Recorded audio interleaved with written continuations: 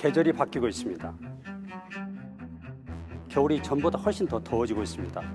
봄에 비가 내리지 않아서 건조해지고 대지는 메마르고 산불은 어김없이 우리를 찾아오고 있습니다. 여름에는 태풍, 폭염, 이에 따라서 해수면은 하루가 다르게 상승하고 있습니다. 사람들은 이러한 것을 기후의 역습이라고 얘기를 합니다. 기후의 보복이라고도 합니다. 그리고 자기는 피해자라고 생각을 합니다. 원인은 누가 제공했습니까? 그럼 정작 자연계에 있는 동물과 식물들은 어떻게 대답을 해야 될까요? 여러분이나 저와 같은 모든 사람들이 모든 문제의 출발점이자 해결점입니다. 어떻게 하면 이러한 문제를 줄일 수 있을지 오늘 이 시간에 여러분들이 아마 해답을 얻으실 수 있을 겁니다.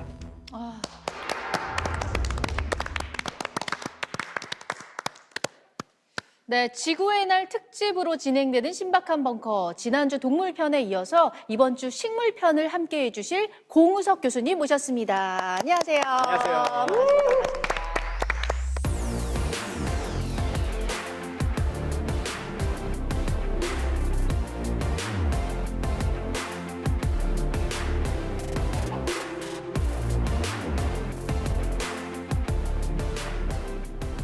지난주에 인간이 멸종 위기 종이라고 이야기를 하고 우리가 거기서 끝냈잖아요.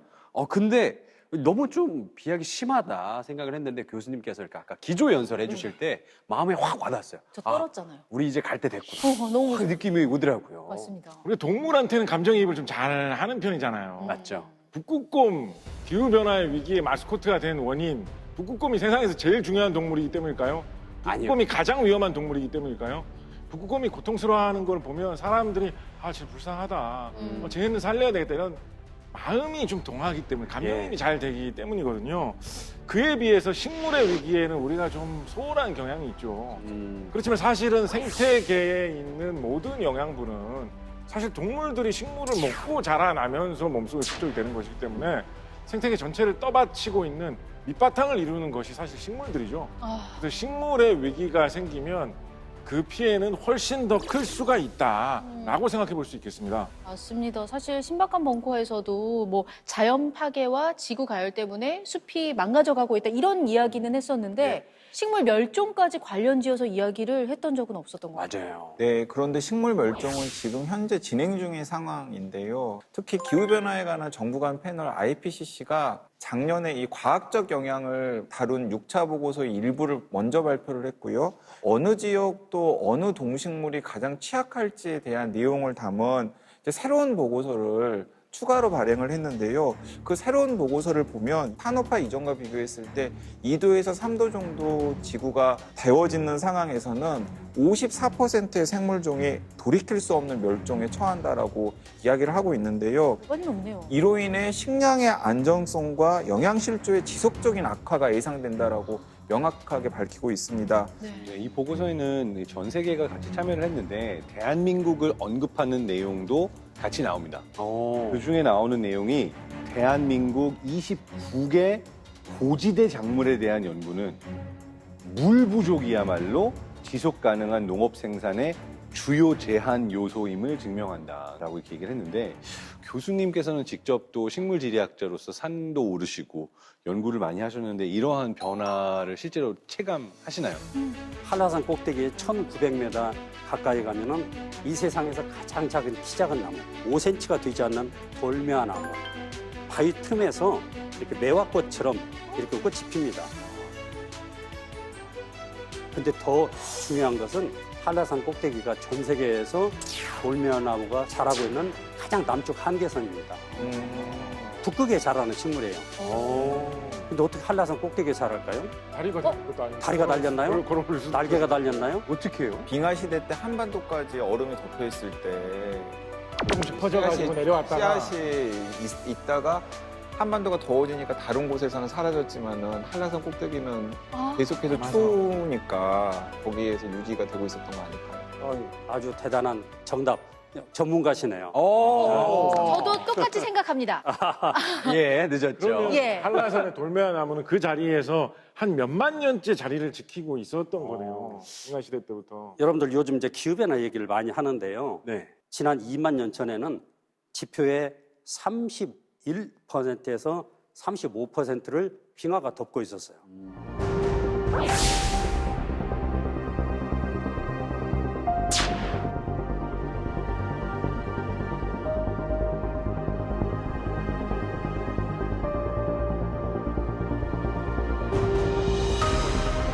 그럴 정도 추웠거든요.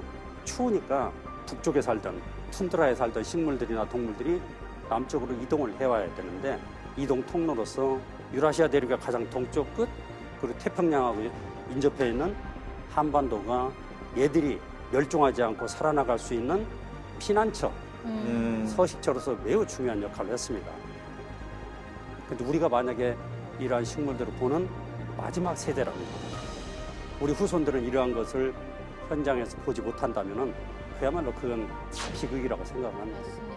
우리는 우리 땅에 있는 동물과 식물들이 하찮은 것처럼 보이지만은 실은 지구 역사를 증명하는 지구의 과거 기후변화를 증명하는 가장 대표적인 지표 식물, 지표 동물들이 우리 주변에 있다. 그런데 그것들의 가치를 우리만 모르고 있다. 아, 우리만 모른다. 사실 저희가 지난주에 동물들의 서식지가 계속 옮겨지고 있다 이런 이야기를 했었는데 식물들도 서 있을 곳이 점점 작아지는 것 같아요. 줄어드는 것 같아서 걱정입니다.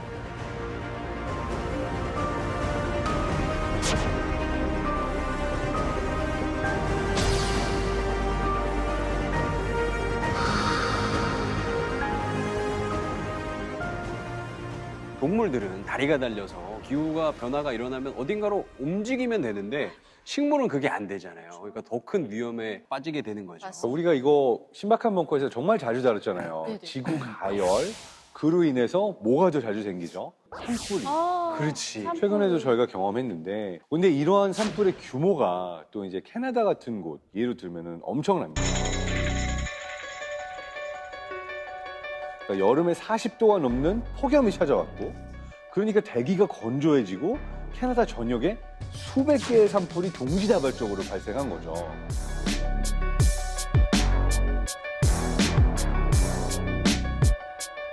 캐나다의 이 광활한 침여수 지역은 비행기를 타고 갈 수가 없어요. 너무 넓어. 거기 가서 물을 싣고 가서 불을 끄고 돌아오기에는 거리가 너무 멀어서 오지기 때문에 그래서 불을 나면은 그냥 둬야 됩니다. 와. 비가 올 때까지. 저절로 꺼질 때까지 저절로 꺼질 비가 때까지 와서 이제 방치할 수밖에 없는 거죠. 네. 그 중에서도 리턴이라는 마을 같은 경우는 단 15분 만에 네. 마을 전체가 전소되었다고 합니다. 정말 끔찍한 재앙.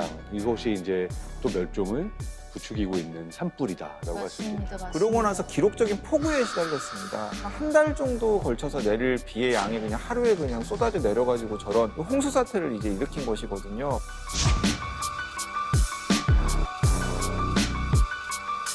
산불이 주변 공기를 800도 이상 올려가지고 그 지역의 기후를 이제 교란시킨 것이에요. 근데 이제 저렇게 비가 많이 내리면 어떤 일이 생기냐면 산불이 지나고 나면은 땅을 이렇게 잡아주고 있던 나무가 없어지잖아요. 그렇기 때문에 땅 자체가 굉장히 부실하게 된 상황인 거죠. 그러니까 산사태가 나기 시작을 하고요.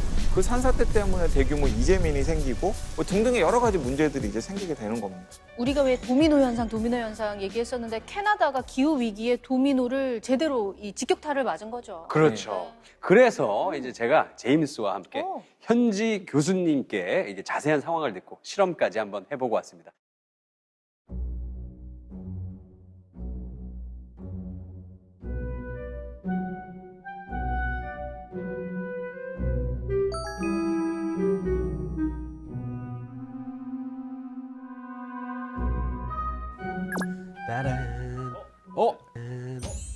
임스 형, 형 여기서 뭐 하고 있으세요?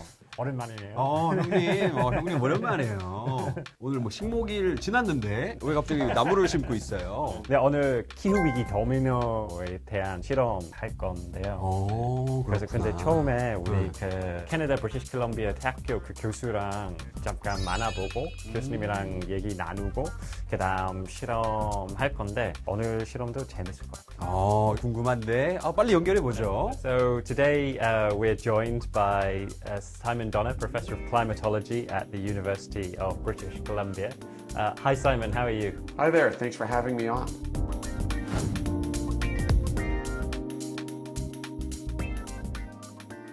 All right, so what are we talking about today?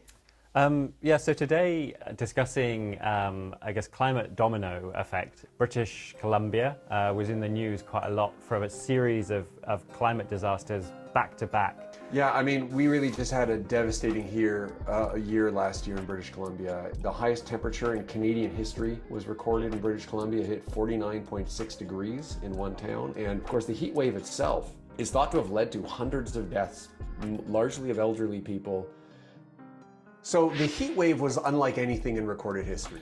The extreme heat is what led to a lot of wildfires.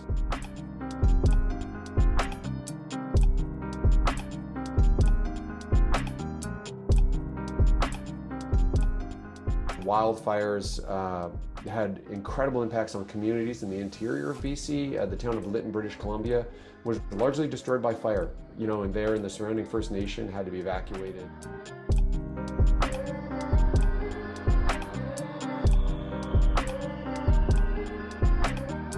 And then one really big one came in November, and because the rainfall was so heavy, particularly because it fell onto mountain slopes where there had been forest fires and a heat wave during the summer.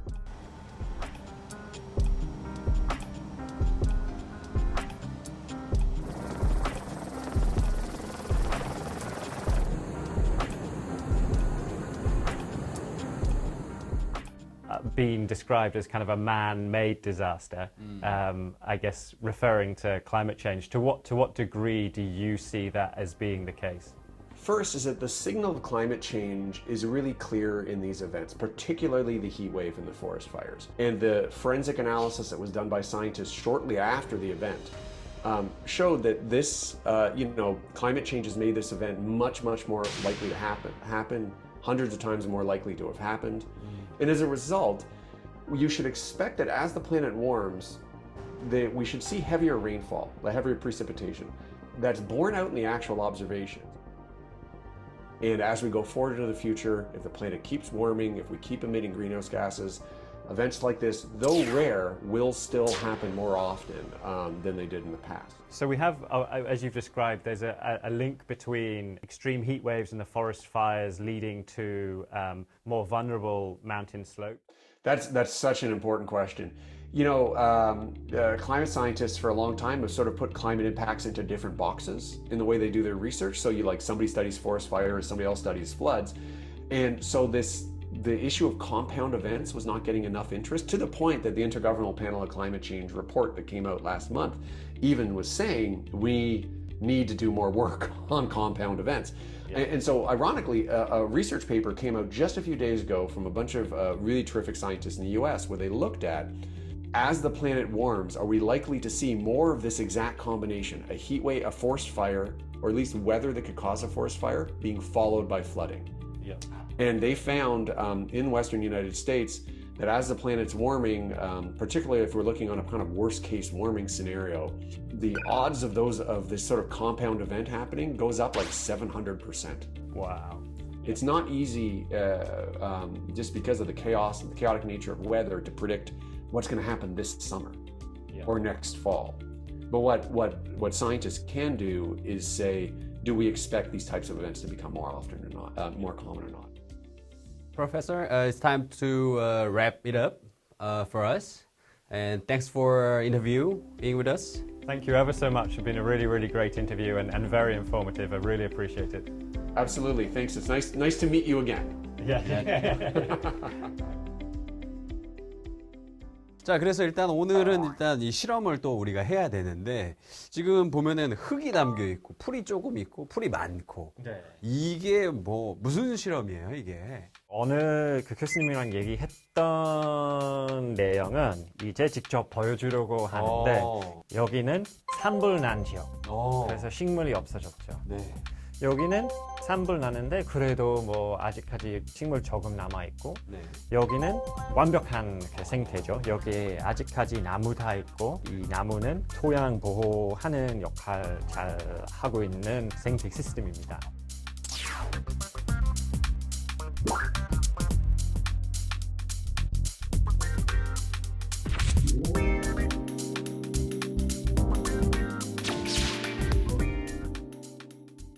이게 흙이 다 달라요. 흙 네. 색깔이 달라. 왜 이런 거예요?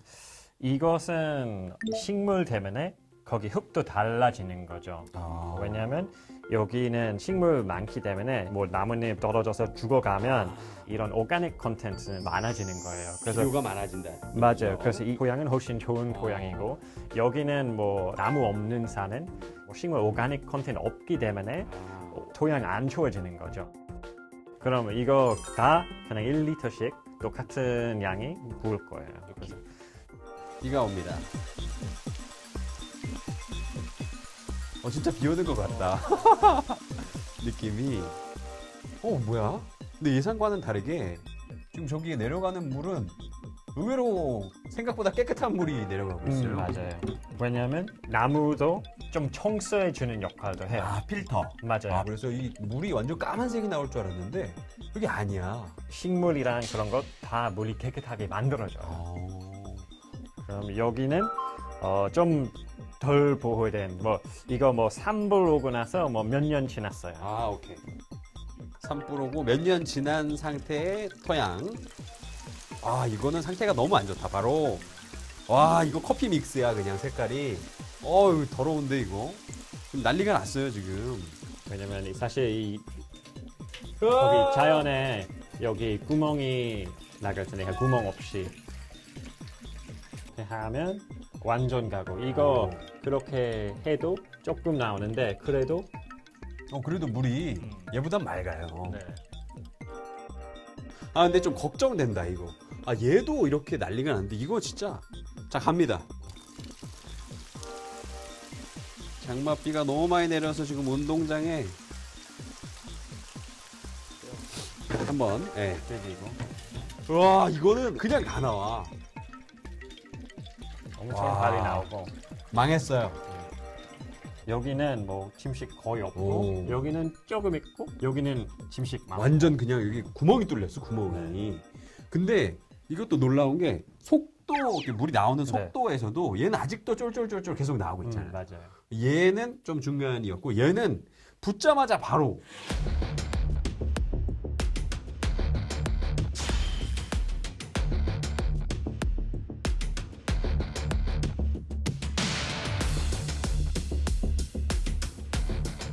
나무 많으면 토양이랑 거기 다른 생태 지켜주는 보호해주는 역할 많이 해요. 산불 와서 나무 다 없어지고 그러면 훨씬 더 위험한 상태죠. 맞아요. 자나깨나 불 조심해야 되고 자나깨나 이제 숲을 보호해야 됩니다. 자, 그럼 오늘 이렇게 실험 함께 해주신 우리 임스행님 감사드리고요. 그리고 또 우리 인터뷰해주신 사이먼 도너 선생님 다시 한번 감사드립니다. 우리는 스튜디오로 돌아갑니다. 네, 이렇게 숲과 나무를 지키는 게 기후 위기 도미노를 막을 수 있는 길인 것 같아요. 맞습니다. 숲이 이렇게 중요한지 제가 또 그러니까요. 알게 됐어요. 네. 캐나다 산불 같은 이런 일은 남일만은 아닌 게 사실 우리나라에서도 심각한 문제죠. 저거.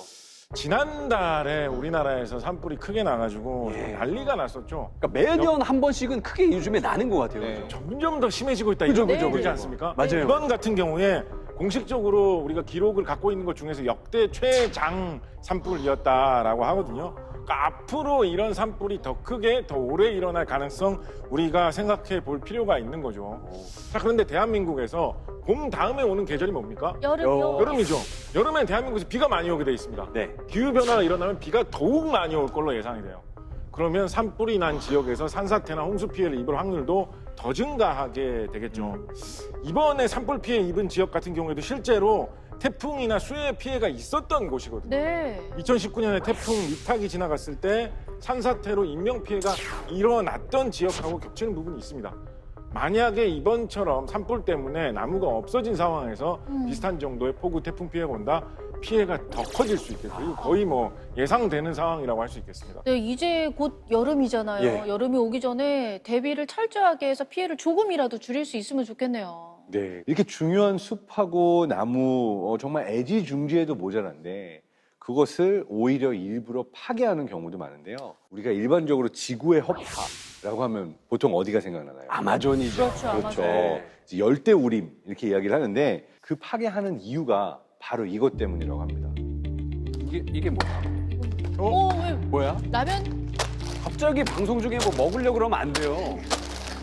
왜 그러는 거야? 다이어트 이거 중이시라고 있는데, 저 하니까. 이제 안 꺼낼게요. 왜 뭘 먹으려고 그러지? 자, 이거 제가 혼자 먹을 건 아니고요. 네, 근데 이게 숲을 파괴한다고요? 네. 아마존을 파괴한다고요, 이게? 네, 이게 라면 먹으면 숲을 파괴하는 역할을 하고 있습니다. 이 간식들이 어떻게 숲을 파괴해요? 왜냐하면은 이게 이제 뒤집어가지고 보면은 여기 제품에 다 쓰여 있는데 여기 성분표에 네. 다 들어가 있어요. 네.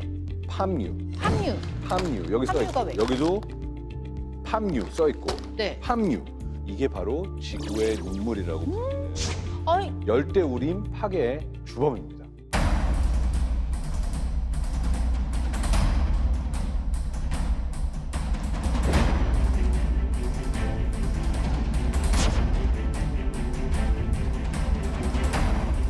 함유는 근데 식물성 오일이잖아요. 이게 왜 지구의 눈물이에요? 다른 식물성 기름 같은 경우에는 공기 중에서 쉽게 산패가 돼요. 예.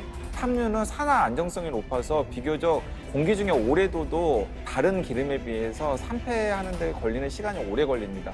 그러니까 이제 보관이 굉장히 이제 용이한 거죠.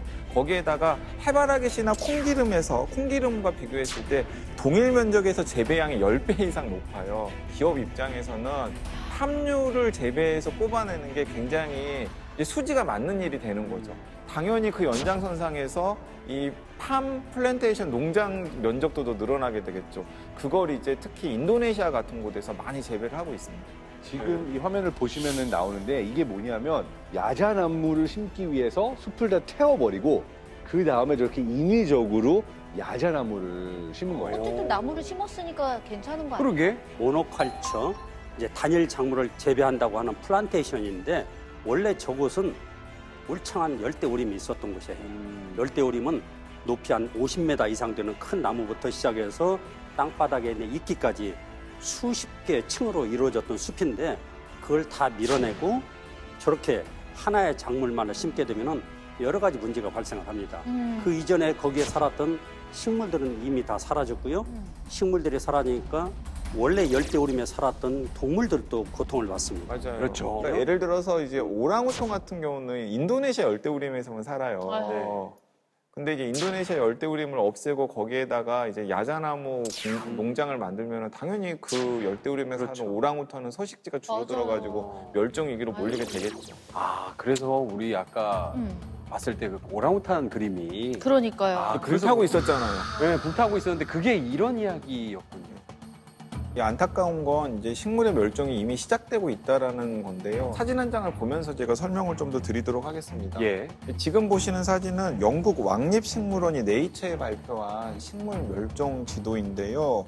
종자식물 33만 종의 정보를 모아서 지금까지 멸종한 식물종을 파악을 했다고 합니다. 571종의 식물종이 멸종한 것으로 나타났는데요.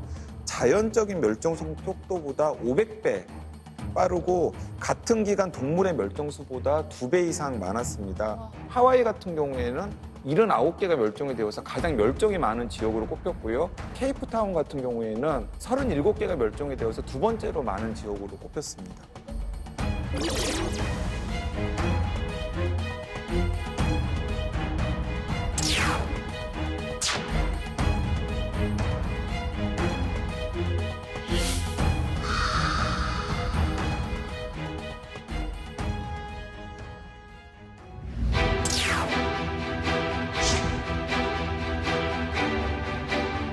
지구 가열로 인한 기후 위기, 기후 위기로 인한 이상 기후. 우리가 경험하지 못한 이상기후는 사계절의 경계를 무너뜨리고 있습니다. 봄, 여름, 가을, 겨울에도 계속되는 지구가열로 인한 이상기후.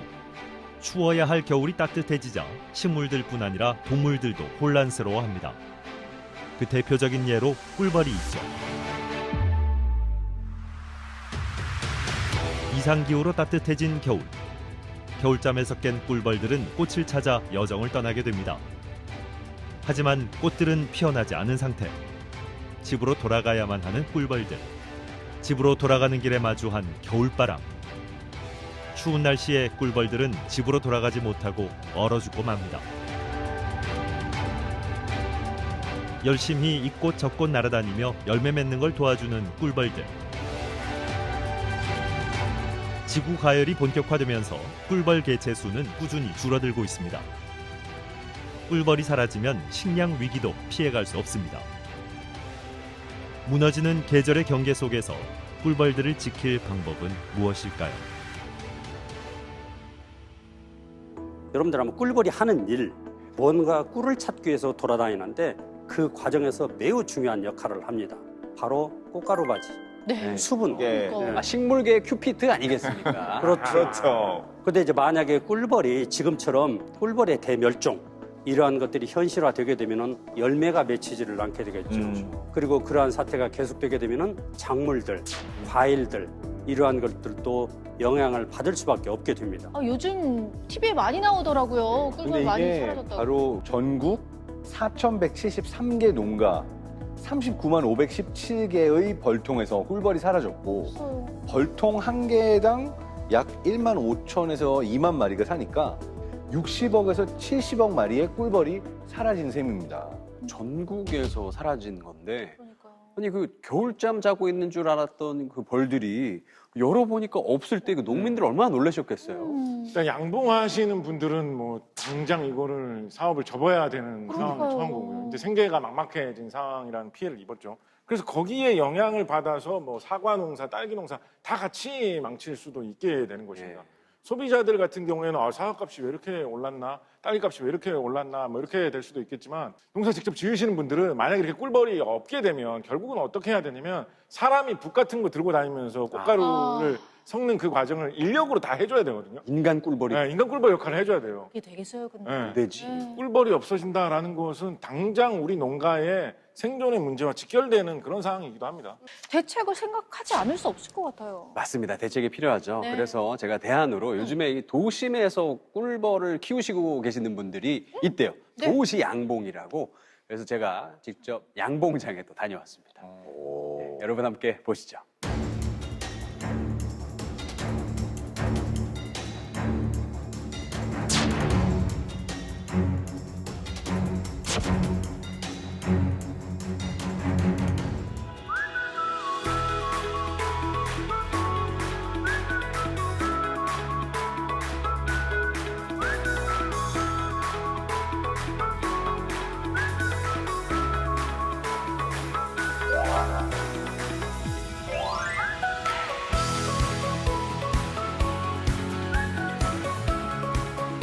What's up? 자, 오늘은 왜 여기 왔을까? 무슨 일이지? 호텔? 야, 오늘 맛있는 거 먹고 편한 데서 자고 그런 거지? 꼭 라운지? 자, 그럼 저 먼저 가겠습니다. 위에서 봐요. 야, 뭐야? 아무것도 없는데? 저거 여기 뭐 루프탑이라는데 이게 뭐야? 안녕하세요. 안녕하세요. 저 여기서 벌 키우고 있어요. 실화예요? 진짜 벌이에요?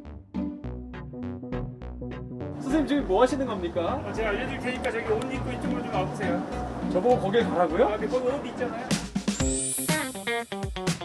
근데 호텔 여기 투숙객들 옥상 그 전망 보러 왔다 깜짝 놀라겠어요. 깜짝 놀라실 것 같지만 혹시 여기 올라오시기 전에 여기에 벌이 있으실 거라고 상상을 하셨나요? 상상도 못했죠. 옥상에 있어서 주변에 있는 분들이 벌을 키우는지 좀 잘 모르는 경우들이 많이 있어요. 그렇죠. 제가 좀 여쭙고 싶은 게 지금 여기가 호텔 옥상이잖아요. 네. 이 대도시의 호텔 위에서 양봉을 한다. 이게 사실은 상식적이지 않잖아요. 그 해외에서 이런 꿀벌들이 많이 사라지는 그런 일들이 많이 발생했어요. 예. 집단적으로 벌들이 아예 그냥 거의 통을 비우고 사라지는 그런 일들이 생기다 보니까 그 도시 그 옥상에서 양봉을 하는 그런 활동들이 많이 있었어요. 그래서 저희는 2013년 시작을 해서 지금까지 약 10년 동안 지금 도시양봉을 하고 있고요. 이 호텔은 우리나라에서 처음으로 호텔 옥상 양봉장을 조성한 꿀벌 1호 호텔이라고 보시면 됩니다. 그리고 옥상에 벌을 키우는 곳이 저희 말고 많이 없을 거예요. 근데 지역에 가면 막 벌을 키우는 농가들이 거리가 멀지 않은 상태에서 이렇게 붙어 있는 호텔들이 많이 있거든요.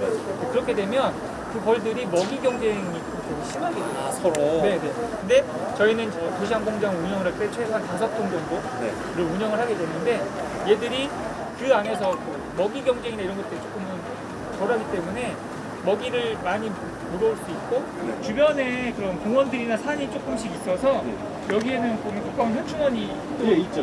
거기 꽃이 엄청 1년 내내 거의 심는 곳이라 그 먹이가 많이 들어오는 지역이라서 벌들이 건강해져요.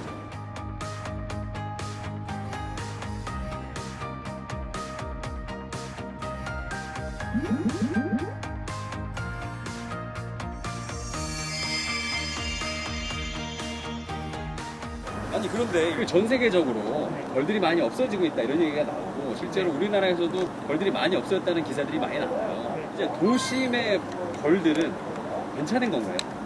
저희가 여러 곳에 도시항공장을 운영을 하고 있는데 전혀 피해가 없는 건 아니고요. 아예 그런 사체가 남지 않고 통이 그냥 텅텅 비어있는 그런 상황들이 있었어요. 그럼 어디로 갔다고 생각하세요? 그건 정확하게는 모르겠어요. 그러니까 겨울철에 따뜻해졌을 때 나갔다가 그 집에 돌아오지 못하는 그런 상황들이 발생하지 않았나 그렇죠. 추측을 해보고 있어요. 그렇죠. 뭔가 이렇게 아파서 죽었다면 사체가 있어야 되는데 그것도 없으니까. 네네. 이게 또 지구온난화랑 또 이게 연관이 있네요. 이게 겨울이 따뜻해지면 애들이 착각을 하니까. 그 양봉을 하면서 날씨 예보에 대해서 되게 민감하게 반응을 하고 그 주변의 그런 환경이나 이런 것들에 대해서도 되게 많이 관심을 갖게 되더라고요. 4월달, 5월달, 6월달이 되면 그 지역의 소방관분들한테 전화가 엄청 오는 거예요. 네. 어느 날 갔더니 세 분이 옥상에서 그 방화복을 입고 계셨어요. 네, 그래서 제가 딱 가가지고 한 10초 만에 빵 털고 온 적이 있었는데 이 벌통이 거기에서 구조돼 온 벌을 저희가 지금 키우고 있는 거예요. 아 진짜요? 구조돼 온 벌을 어떻게 잘 지내는지 지내는지 한번 찾아볼까요? 그럼 구출돼서 와서 여기에서 이제 자신의 자리를 잡은 친구들. 우와. 어디 있을까요? 저도 봐도 모르겠어요. 선생님 딱 보시면 아시겠죠? 네, 보면 알죠. 여기 있다. 어디? 찾다. 얘 여기 있다. 네, 여기 있죠. 그죠? 엄청 커. 진짜 달라. 네. 보인다. 움직임도 남들보다 빠르고 덩치도 한 2배만 해요. 그죠? 아우라가 있죠? 아우라가 있네 진짜로. 빛이 나죠. 와, 여왕벌을 봤어 내 생에. 얘네 봐, 얘네 너무 귀엽다. 너무 귀엽네. 가장 그 중요한 이유는 꿀벌이 이제 꿀을 모아오는 일을 하면서 자연스럽게 식물들을 찾아가잖아요. 식물들을 찾아갔을 때 수분 매개 역할을 하는 우리가 이제 먹고 있는 그 100대 작물 중에서 71%의 그런 수분 매개에 관여를 하고 있어요. 71%? 네네. 사실 얘네가 다 한다고 보면 되겠네. 네네. 많은 부분을 차지하고 있기 때문에 그렇게 꿀벌이 이제 막 사라지게 된다고 하면 결국에는 나중에 돌고 돌아서 사는 지구까지 살 수 없는 그런 상황이 생기겠죠. 저희가 자주 하고 있는 말이 있는데 벌 한 마리가 세상을 바꾼다는 말을 굉장히 많이 하고 있거든요. 지금 많은 그런 도시화가 진행이 되면서 야생벌들도 많이 그런 서식지를 많이 잃어가고 있거든요. 그 벌들을 좀 더 소중하게 생각해 주시고 그 벌들을 위해서 우리가 할 수 있는 그런 자투리 땅을 이용해서 벌들이 살 수 있는 그런 서식지를 좀 확보를 해주는 게 생물 다양성 문제에서도 조금 더 이롭지 않을까 그런 생각이 있습니다.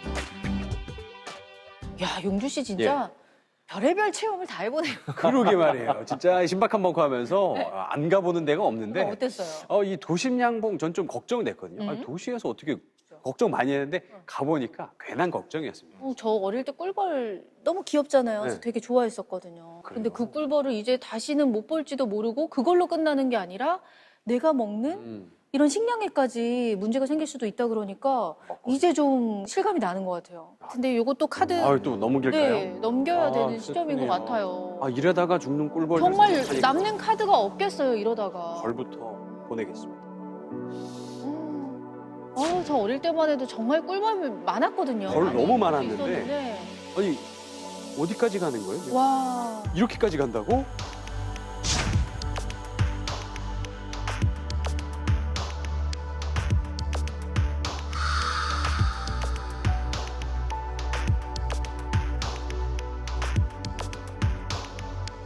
지금 우리가 어마어마한 멸종을 이렇게 보여주는 형태로 표현을 하고 있으니까 약간은 좀 종말론적인 그런 느낌도 좀 드는데요.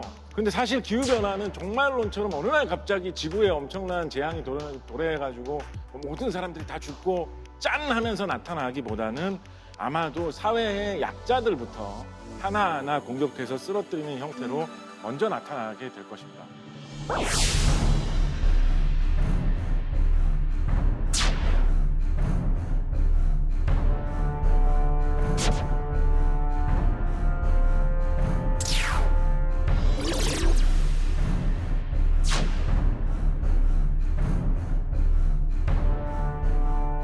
네, 이 구체적인 피해 상황을 조금 소개해 드리는 게 더 이해를 도울 것 같아요. 이게 지금 아프가니스탄의 수도 카불에서 네, 네. 거리를 걷는 모습을 찍은 사진인데요. 이 밤중에 어딜 가요? 밤이 아니에요. 아침이에요. 이게 어떻게 아침? 대기 오염이 너무 심해가지고 지금 아침이 되었는데도 불구하고 햇빛이 제대로 들어오지 않는 상황을 지금 사진으로 지금 찍은 겁니다. 그런 상황에서 학교를 등교하는 아이는 얼마나 큰 영향을 미치겠어요. 그리고 이건 2019년에 큰 비 때문에 남아시아 전역에 심각한 홍수와 산사태가 발생을 했고 이때도 어린이가 500만 명 이상 피해를 입었습니다. 저런 식으로. 다른 사진도 한 장 더 보여드릴게요. 자, 지금 물이 불어가지고 지금 불어난 물을 지금 건너가지고 지금 학교에 등교하는 모습이거든요. 자, 그런데 지금 아프가니스탄 카불이나 아니면 남아시아의 방글라데시 같은 남아시아의 저런 나라들이 지구를 가열하는데 기여한 이산화탄소를 뭐 배출했으면 얼마나 배출을 그러니까요. 했겠어요. 그리고 더군다나 저 아이들은 이제 막 태어난 아이들인데 10년도 안 산 아이들인데 그런데 무슨 책임이 있겠습니까? 그런데 그 피해를 지금 고스란히 저런 아이들이 다 감당해야 되는 지극히 심각한 기후 불평등 문제가 지금 현재 지구에서 벌어지고 있다는 거죠. 근데 여기서 더 최악으로 치닫습니다. 인류를 먹여 살리는 4대 식량이 쌀, 밀, 옥수수, 감자거든요. 네네. 근데 이 네 가지가 무기로 쓰이기 시작했습니다. 식량이 무기가 된다고요? 무기? 식량이? 아주 간단한 산수를 한번 해보죠. 산수. 너무 기후변화가 심해져가지고 농사가 다 잘 안 되기 시작했어요. 쌀값이 2배로 뛰었다고 생각을 해봅시다. 네. 한국 사람들은 그 정도 올랐다고 하면 왜 이렇게 비싸라고 하면서 그냥 그렇게 먹을 겁니다. 1,000원 하든지 2,000원 하는 정도 차이니까. 그렇지만은 개발도상국에서 소득이 낮은 사람들은 1,000원 하던 게 2,000원으로 2배가 뛰어버리면 하루 벌어서 하루 먹고 사는 사람들은 당장 그것 때문에 가족 누가 하나는 그날 굶어야 되는 사람들도 있어요. 사실은 1,000원짜리 공깃밥도 잘 못 사 먹던 나라의 그런 곳들이 사람들이 세상에는 많이 있잖아요. 네. 우리나라도 그랬어요. 그런 데서는 그렇게 기후변화 때문에 어떤 문제가 발생하면 직접적인 생존의 문제로 직결되는 것입니다. 네, 맞습니다. 그래프를 보면은 좀 더 자세하게 알 수가 있는데요. 그 유엔 식량농업기구 FAO에서 2021년 11월에 세계 식량 물가가 10년 만에 최고치라고 발표를 했거든요. 2021년에 그래프를 보면은 지금 그 높이 치솟고 있잖아요. 네. 자, 그런데 1년도 채 되지 않은 올해 2월에 다시 한번 상승 곡선을 보여줬습니다. 2022년에 빨간 곡선이 바로 세계 식량 가격 곡선이거든요. 너무 가파른데요? 그러니까 최근 전 세계 식량 가격을 둘러싸고 심상치 않은 가격 폭등 현상이 벌어지고 있는 상황이고요. 이런 상황에서 식량 수출에 대해서 주도권을 쥐고 있는 나라들이 가격 통제를 하거나 혹은 공급 통제를 한다 그러면은 그것 자체가 이제 엄청난 문제가 생길 수가 있는 이렇게 거죠. 오면 바로 와닿을 거예요. 러시아, 우크라이나 사이에서 일어나고 있는 분쟁이 네. 직접적인 도화선이 됐습니다.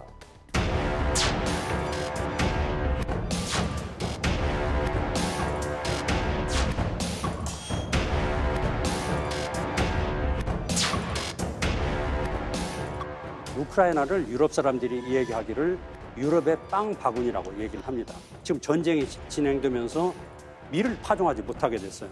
그렇게 되면은 얼마 지나지 않아서 밀 가격이 오를 겁니다. 네. 우리나라는 안타깝게도 밀 자급률이 0.7%, 1%가 못 돼요.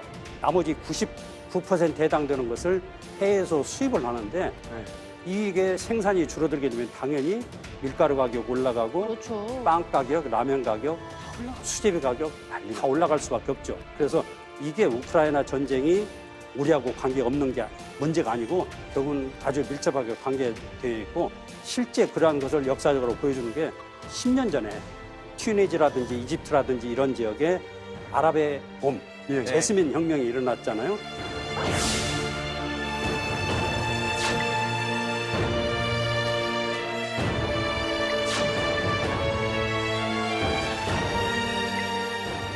그때 리비아도 무너지고 그랬는데 무너진 이유가 다른 게 아니에요.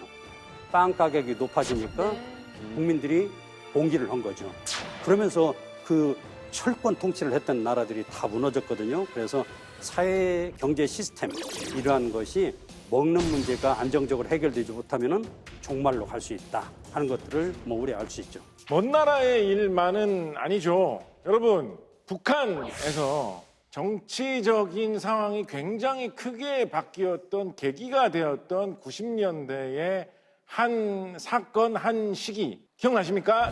땡땡의 행군. 고난의 행군. 고난의 행군. 네. 고난의 행군이라는 시기에 북한 사회가 굉장히 많이 변했다라고들 이야기를 합니다. 네. 고난의 행군이라는 그런 시기가 왜 있었느냐 여러 가지 의견들이 있습니다만 적어도 하나 빠뜨릴 수 없는 것은 고난의 행군 시기에 홍수의 피해가 너무 심했고 그것 때문에 농사가 너무 안 돼서 식량난이 굉장히 크게 일어났기 때문에 북한 사회가 큰 어려움을 겪었다라는 해석도 빠지지 않고 등장을 하죠. 앞으로 5년 후, 10년 후, 20년 후 사이에 북한에서 제2의, 제3의 고난의 행군과 같은 대규모 식량난 사태가 발생하지 않으라는 법이 있을까요? 없죠. 그러면 그런 상황이 됐을 때 우리는 뭐 어떻게 대비를 할까요? 저는 그런 문제에 대해서 지금부터 좀 심각하게 고민을 해볼 필요가 있다라고 생각을 합니다. 요즘 굶으세요? 아니요. 잘 먹죠. 굶지 않으시죠? 네. 우리가 이제 먹는 문제와 관련돼서 여러분들이 좀 유심히 들으셔야 될 것은 우리가 먹는 곡식, 곡물의 자급률 한 46% 정도 되거든요. 그러니까 두 끼 중에 한 끼 정도는 우리가 생산하는 곡물을 가지고 우리가 먹고 살 수 있어요. 그런데 축산물까지를 포함한 우리나라의 식량 자급률은 21%밖에 되지를 않습니다. 5끼 중에서 한 끼만 우리가 자급자족을 하고 나머지는 다 수입하는 거예요. 결국은 이게 식량이라는 것이 세계적인 생산과 수요, 수급에 의해 가지고 결정이 되는 거기 때문에 우리가 원하는 가격으로 살 수 있는 게 아니라는 거예요. 기후이기 때문에 농작물 생산량이 떨어지거나 혹은 기후 재앙이 여기저기서 발생을 하게 되면 그 연장선상에서 식량 공급에 문제가 생기고 식량 고급에 문제가 생기면 식량 가격이 폭등하는 식량 인플레이션을 낳을 수가 있다는 거죠. 자, 그렇게 되면은 우리나라 같은 나라가 당장 타격을 입을 수밖에 없을 거고 있죠.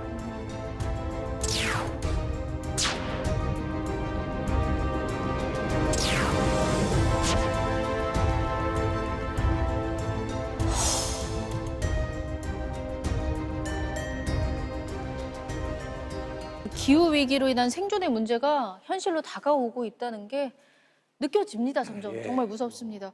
교수님, 기후 위기로 인한 식물 생존의 문제를 해결하기 위해서 당장 우리는 뭘 할 수 있을까요? 뭘 해야 될까요? 모든 문제를 남의 탓으로 돌리기 시작하면 영원히 문제가 해결되지 않습니다. 네.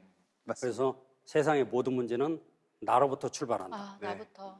네. 내 일상에서 내가 지구에 얼마나 부담을 주고 있는 사람인지 일상에서 내가 뭘 지금부터 자연스럽게 하나씩 줄여가는 게 필요할지 네. 그런 걸 생각하시는 게 좋을 것 같고요. 저는 지금 자동차를 타고 있지 않거든요. 대중교통으로 한 지가 한 20년이 넘어들었고 샴푸 사용하지 않은 것도 한 20년 넘어됐고요.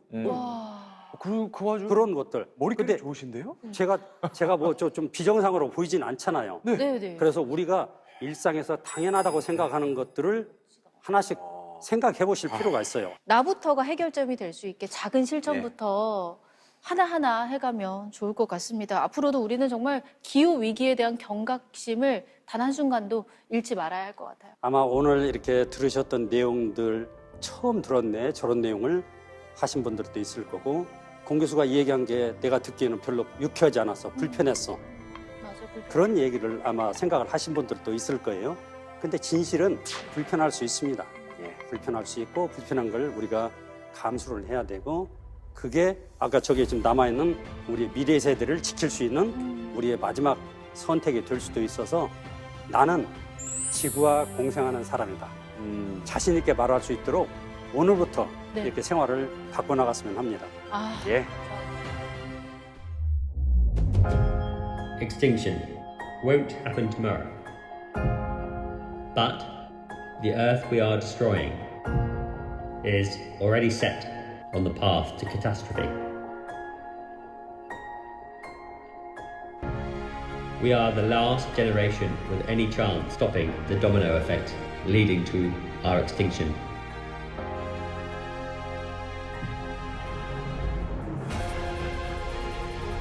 The cars we drive, the clothes we wear, and everything we eat and enjoy. Every choice of every moment is another domino of our own extinction. For you, for us, for the planet. What decision will you make?